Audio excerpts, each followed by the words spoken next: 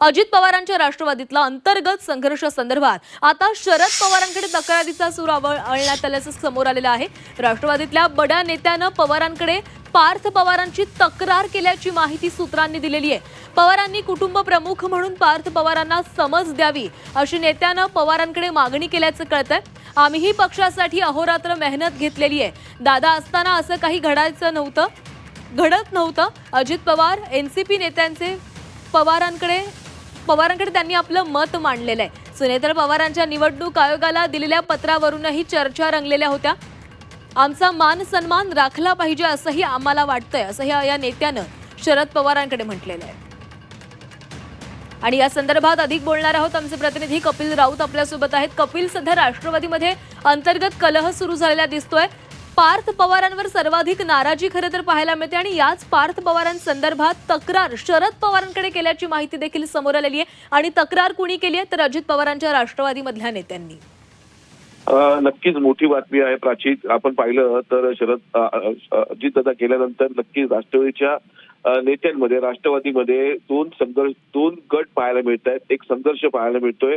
आणि ह्या संदर्भात आता थेट तक्रार पार्थ पवार विरुद्ध तक्रार अजित पवार गटाच्या वरिष्ठ नेत्यांनी शरद पवारांनी केलेली अशी खात्रीलायक सूत्रांची माहिती जी मीडियाच्या हाती आलेली आहे।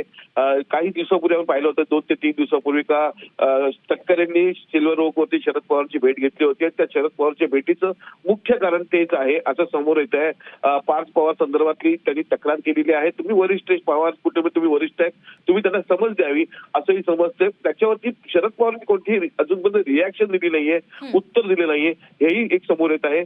सर्वात महत्वाचं म्हणजे आपण दिल्लीचा किस्सा जर घेतला तर ब्रिजमोहन श्रीवास्तव जे सुनील तटकरे गटातले एक प्रमुख चेहरा समजला जातो, त्यांनाही त्यांच्या दिल्लीच्या कार्यालयामध्ये येण्यास बंदी घातली आहे असे काही बातम्या समोर येत आहेत। म्हणजे एकंदरीत दिल्लीपर्यंत हा वाद गेलेला आहे।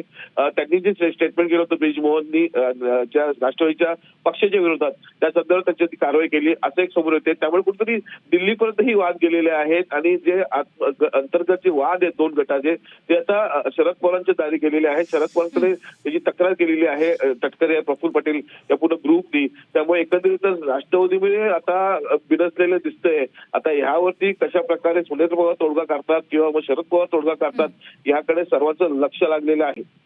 नक्कीच कपिल, धन्यवाद दिलेल्या सविस्तर माहितीसाठी।